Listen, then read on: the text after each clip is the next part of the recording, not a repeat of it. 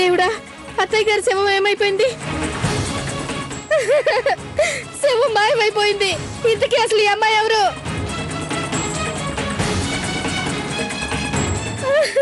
మా అత్తయ్య గారు ఏమైపోయారు? వెతకండి వెతకండి, సరళమ్మ గారిని వెతకండి. దొరకకపోతే అనర్థం జరుగుతుంది. దయ్యమై మనందరినీ పట్టుకుంటుంది. త్వరగా వెతకండి. వెళ్తే చూసొస్తావమ్మా.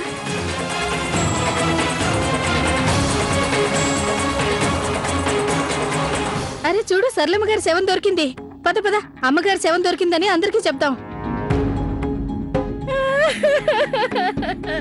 సుమా సుమా, అమ్మగారి శవం మనం ఎక్కడ అలంకరించడానికి పెట్టామో అక్కడే ఉంది. ఇదంతా ఈ అమ్మాయి వల్లే జరిగింది. చూస్తూ ఉండు, నువ్వు చేసిన పనికి నీకు పాపం తగులుతుంది.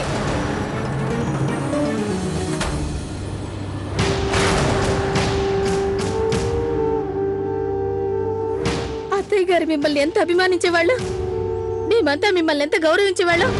కానీ మీరు చేసిందేంటి? మీ కుటుంబ సభ్యులంతా మా అత్తయ్య గారి శవంతో ఆటలాడుతున్నారు.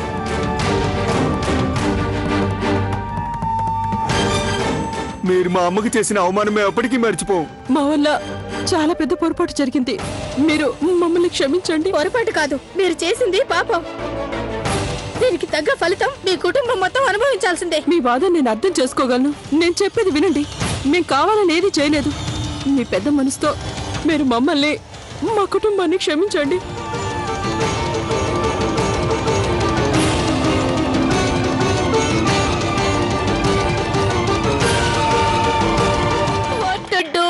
నా బంగారు తల్లికి ఎంతమంది దిష్టి తగిలిందో ఏంటో. బతికొండగానే పాడ మీద ఊరేగించారు. అయ్యో,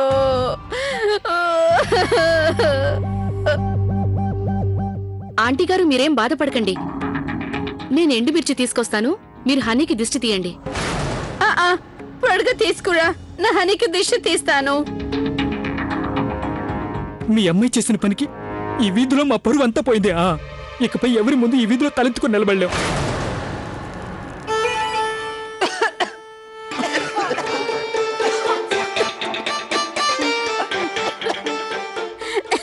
నా కూతురుకి ఎవరు దిష్టి పెట్టినా కాలి బూడిదైపోవాలి.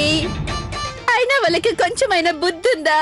నా చంటి బిడ్డని బతికొండగానే పాడ మీద పడుకోబెడతారా? డాడీ, చేసింది చాలు. గౌరీ, వెళ్ళు, అవి తీసుకెళ్లి నీళ్ళలో పడే. ఈరోజు నీ కూతురు ప్రవర్తన హద్దులు దాటింది ప్యాడీ. తను చేసిన పని వల్ల ఈ వీధిలో అందరి ముందు మేం తలదించుకొని నిలబడ్డాం.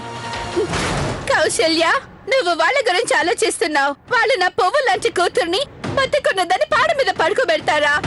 ఒక్కసారి ఆలోచించు. వాళ్ళు పొరపాటుగా ముసల్దే అనుకొని తగలబెట్టుంటే నా కూతురు బూడిదైపోయేది కదా. మామీ, ఒకవేళ నేను స్పృహలోకి రాకుంటే వాళ్ళని తగలబెట్టేసేవాళ్ళు. పాప, నా ప్రేమ్ కుమార్ పరిస్థితి ఏంటి? చూస్తున్నావుగా కౌశల్య, జరిగిన దానికి ఇంకా నా కూతురు షాక్ లోనే ఉంది. తను క్షమాపణ అడగాల్సింది పోయి నువ్వు నన్ను అడిపోసుకొంచున్నావా? అయినా వీళ్ళసలు మనుషులేనా? ప్రాణాలతో ఉందిగానే పాడ మీద పడుకోబెట్టేశారు. ఛీ, ఇక్కడంతా లో క్లాస్ పీపుల్ ఉన్నారు.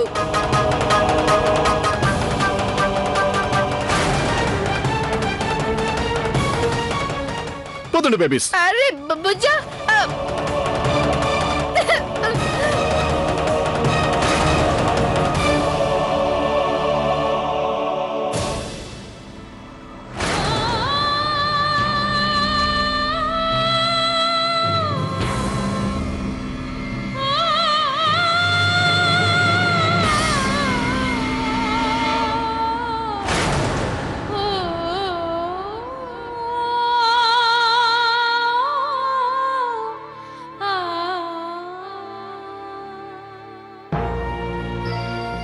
ఏం మనుషులో కొంచెమైనా పద్ధతి లేదు. తప్పు చేసింది కాక వాళ్ళు చేసిందే కరెక్ట్ అని ఎగురుతున్నారు. మొత్తం వీధిలో తలెత్తుకోకుండా చేశారు.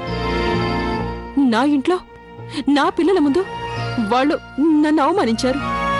కానీ నేను ఏమీ చేయలేకపోతున్నాను.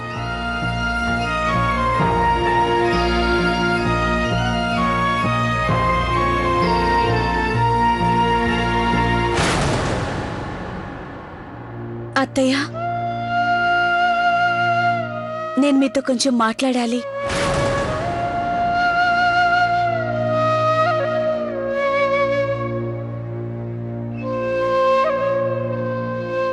అత్తయ్య, అది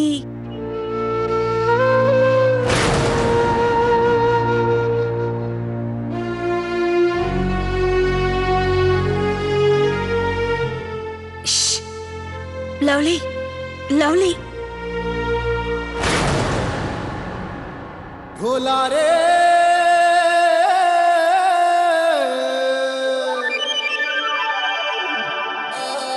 అత్తయ్య గారికి చెప్పు, నువ్వు కమలా కార్తీక్ తో కలిసి నువ్వు వేసిన ప్లాన్ కి ఆ ప్యాడీ ఆంటీ పెట్టే బెడ సర్దేస్తుందని, మీరు హ్యాపీగా ఉండొచ్చు అని. చెప్తాను, కానీ కానీ అత్తయ్య గారు ఒప్పుకోరు. అందులో ప్రాబ్లం ఏముంది? నువ్వు నీ బ్రహ్మాస్త్రాన్ని వదులు. కొన్ని పనులు జరగాలంటే నిజం లాంటి అబద్ధం చెప్పు, అత్తయ్య గారు ఒప్పుకుంటారు. నువ్వు అబద్ధం చెప్పినట్టు ఎవరికీ తెలియదులే. లేదు, నేను అత్తయ్య గారికి అబద్ధం చెప్పలేను. నువ్వు ఇలాంటి మాటలు మాట్లాడుతుంటే నాకు నవ్వాగడం లేదు. మర్చిపోయావా? ఒక మంచి జరగడం కోసం అబద్ధం చెప్తే అది అబద్ధం కానే కాదు, అది నిజం కంటే చాలా గొప్పది. నా వల్ల కాదు, నేను చెప్పలేను.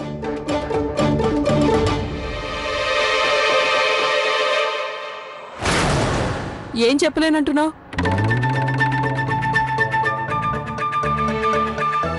అత్తయ్య, అది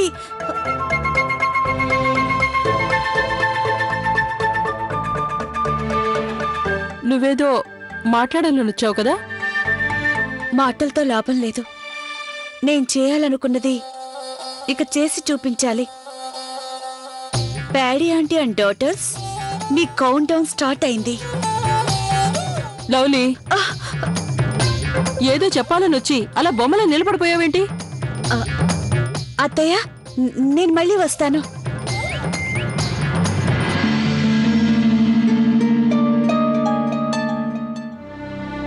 ఇందాక అత్తయ్య గారిని చూసారా? ఆవిడికెప్పుడు ఇంత కోపం రాలేదు. అవును, అమ్మగారు కోపంతో ఎలాంటి నిర్ణయం తీసుకుంటారని చాలా భయపడ్డాను. ఒక పక్క 25 లక్షల రూపాయలు రెడీ చేసుకోవాలి, ఇంకో పక్క అమ్మ ప్యాడీ ఆంటీల గొడవ సర్దుబాటు చేయాలి. ఏమండి, డబ్బులు సర్దుబాటు అయ్యాయా? అయినట్టే.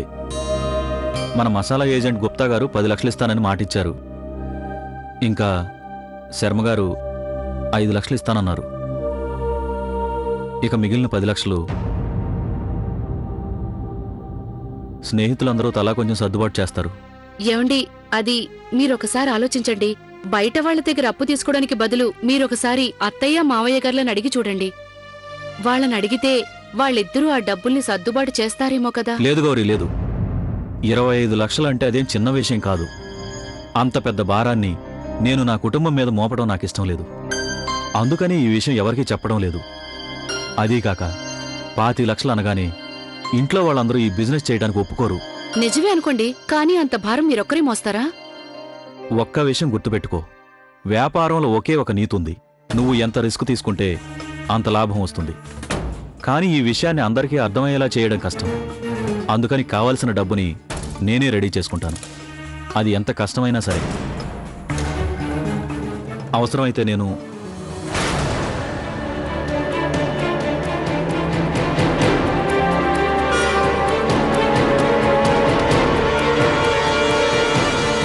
అక్కయ్య, మీరు లవ్లీని ఎక్కడైనా చూసారా? లేదు కమలా, నేను చూడలేదు. ఒకవేళ మీనాక్షి గదిలో ఉందేమో చూడు. సర్లేండి, నేను అక్కడికి వెళ్ళి చూస్తాను. తాను అక్కడే ఉండుండొచ్చు.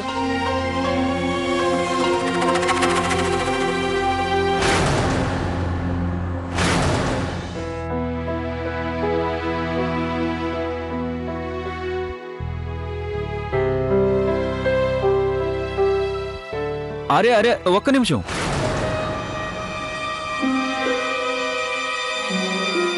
అది నాన్నగారి కుర్చీ. నువ్వు ఇలా వచ్చి కూర్చో.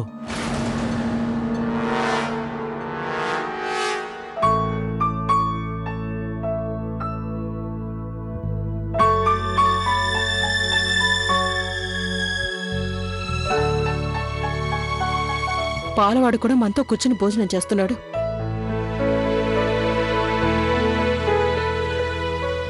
అత్తయ్య గారు, నేను మీకు ఒక విషయం చెప్పాలి. అత్తయ్య గారు, మా మేనమామ ఉన్నారు కదా, తన కూతురు పెళ్లి, అందర్నీ రమ్మన్నారు. ఉన్నట్టుండి అంత తొందరగానా? అదేంటంటే ఆ పెళ్లి కొడుకు వాళ్ళు మళ్ళీ లండన్ వెళ్ళిపోవాలంట. అదీగాక మా అమ్మమ్మకు ఆరోగ్యం బాగోలేదు, తను పట్టిందట. అందుకే ఇంత సడన్ గా ఫిక్స్ చేసేశారు. అరే, పుట్టింటి తరపు వాళ్ళ పెళ్ళా? వెరీ గుడ్, వెళ్ళరా, తప్పకుండా వెళ్ళు. కౌశల్ ఏమైనా వద్దంటుందా ఏంటి? ప్యాడీ ఆంటీ, నేను చెప్పింది అందరం వెళ్ళాలని. నా ఉద్దేశం అత్తయ్య, మావయ్య, కోడళ్ళందరూ, బావగారులు, అంటే కుటుంబం అంతా. మమ్మీ డాడీ రాత్రి వెళ్లారు. ఇక మనందరం ఈ రోజే బయలుదేరాలి.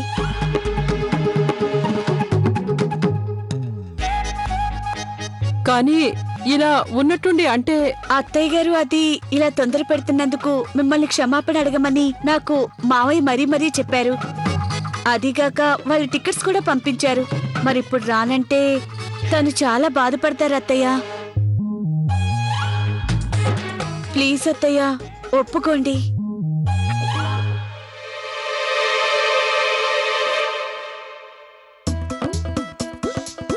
ఒప్పుకోవచ్చు కదమ్మా, కేవలం 4 రోజులే కదా.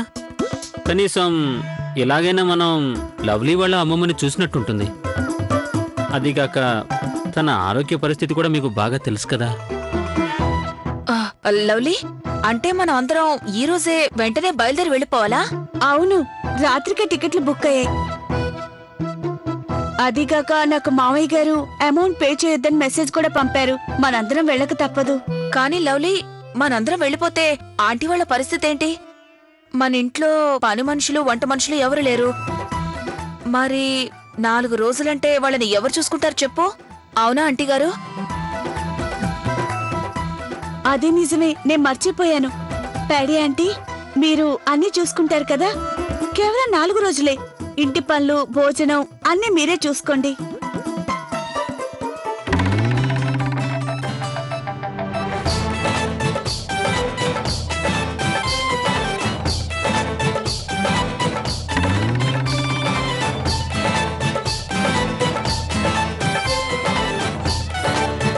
అరే అల్లుడి గారు, త్వరగా పని చేయండి. What to do? ఆ తర్వాత వంట కూడా మీరే చెయ్యాలి కదా.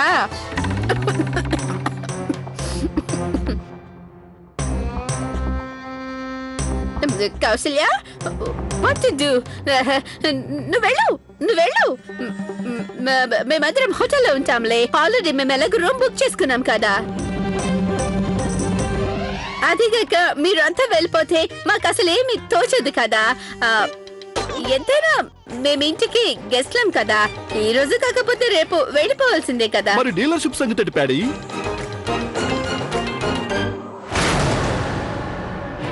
అగ్రిమెంట్స్ మీద సైన్ చేయాలా వద్దా? ఆ, ఆ, ఆ.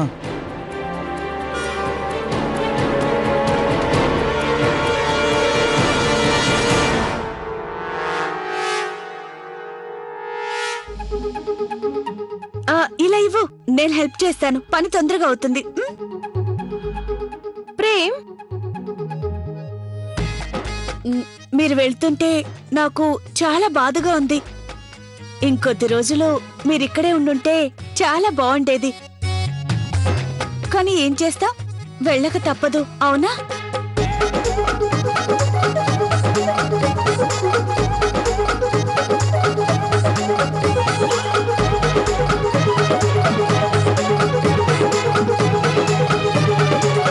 హనీ, అవి నావి. నువ్వు పొరపాటున తెచ్చినట్టున్నావు. మరేం లేదు, ఇవి చాలా చీప్ మోడల్. అయినా నువ్వెక్కడా, ఈ గాజులెక్కడా? అదే నువ్వెక్కడా, ఈ గాజులెక్కడా? నువ్వు వీటిని ఎలా వేసుకుంటావు? సర్లే, ప్యాకింగ్ చేసుకో. రా, నేను హెల్ప్ చేస్తాను.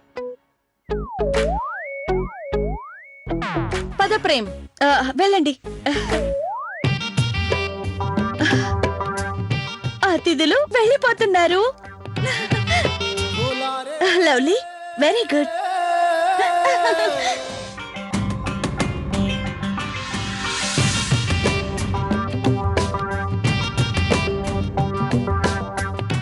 హ్యాపీయే కదా? నేను ఆల్రెడీ ఉమేష్ కి చెప్పాను మీరు మమ్మల్ని ఇంట్లోంచి పంపించడానికి ప్లాన్ చేస్తున్నారని.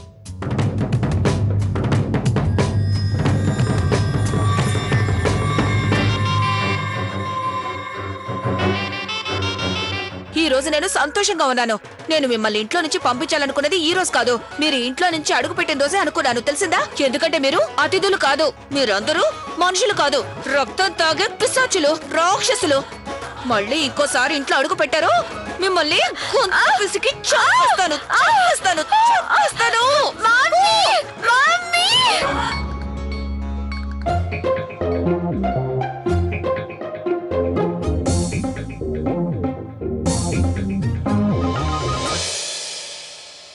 దాంట్లో పెట్టేయి. ఆంటీ గారు, ఇంత తక్కువ టైంలో అన్నీ సరిగ్గా రెడీ కాలేదు. మీరు మీతో పాటు ఈ పేపర్స్ తీసుకెళ్లి సైన్ చేసి పంపించండి ఆంటీ. ఉమేష్, సైన్ చేయడానికి నాకేం ప్రాబ్లం లేదు. ప్రాబ్లం అంతా నీ సైడ్ నుంచే ఉంది కదా. What to do?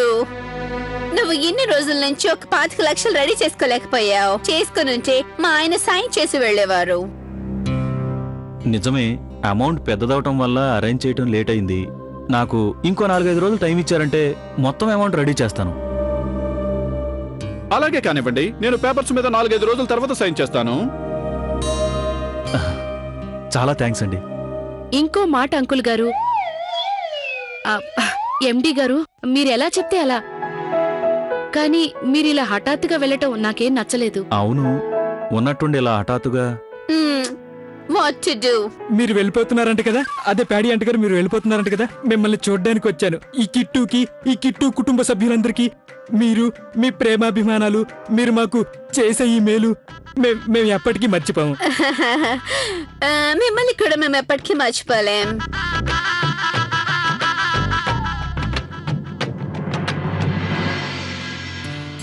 Okay Kausalya, ఇక మేం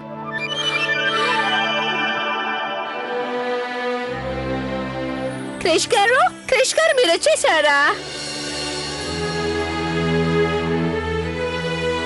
నాన్నగారు వచ్చారు. అందరూ బయట ఉన్నారేంటి? ఇదంతా ఏంటి? నేను లేకుండా చూసి మీరంతా ఎక్కడికి వెళ్తున్నారు? What to do, క్రిష్ గారు? మీరందరూ ఊరు వెళ్ళిపోతే మేము ఇక్కడుండి ఏం చేయాలి? మేము ఊరు వెళ్తున్నావా? ఏ ఊరు వెళ్తున్నావు? ఏమండి, నేను మీకు అంతా వివరంగా చెప్తాను. క్రిష్ గారు ఈయన్ని చూసారా? ఈయనే మా బుజ్జా. బుజ్జానా? ఆ వేసుకున్న బట్టలు చూసి పిచ్చి అని కూడా పిలవచ్చు. My husband. ఓ, మీ హస్బెండా? ఆయన ఈ పాలు పోసే ప్రేమ్ కుమార్ ఇక్కడేం చేస్తున్నాడు? అది ఆ ప్రేమ్ కుమార్ ఇప్పుడు మీకు పాలు పోసేవాడు కాదు, ఇప్పుడు అతను నాకు అల్లుడు అయ్యాడు. ఏంటి? మా honey husband. What to do? అత్తయ్య గారు, మీరందరూ హోటల్కి వెళ్ళండి. నేను వెళ్ళి మా హాసిని ఎలా ఉందో ఒక్కసారి చూసొస్తాను. వీడు బర్రెని మనిషిలా ప్రేమిస్తూ చివరికి బర్రెనే పెళ్లి చేసుకున్నాడు. సరే కౌశల్య, ఇక నేను బయలుదేరుతాను. మీతో గడిపిన ఈ రోజులు చాలా సరదాగా గడిచాయి. What to do? అయిన పోటీ అన్నాక గెలిపోచంలో ఉంటాయి కదా, అన్ని మర్చిపో. నేనేది మనసులో పెట్టుకోలేదు, నువ్వు కూడా ఏది మనసులో పెట్టుకోవద్దు. ఓకే? లేదు, అలాంటిదేం లేదు ప్యాడీ. నువ్వు వచ్చినందుకు మాకు చాలా సంతోషంగా ఉంది. ఓకే క్రిష్, నమస్తే. Bye everybody. Bye.